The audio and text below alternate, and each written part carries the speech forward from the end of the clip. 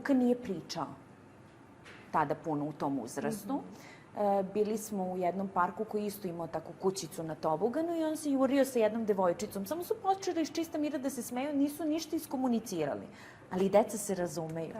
I oboje su trčali u stepenice pa niz tobogana, u stepenice pa niz tobogana. U jednom momentu na vrhu tobogana Luka je čuo neki zvuk koji je samo njemu bio prepoznatljiv.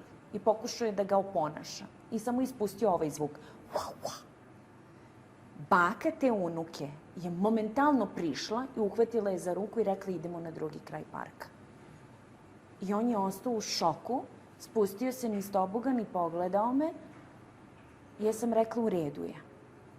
Mislim, kako da kažem, uvek sam prema njemu nastupala kao da me razume.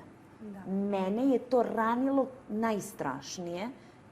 Ja mislim da on nije u tom momentu kao dete mogao ni da bude svestan toliko. On je samo bio zbunjen što devojčica odlazi.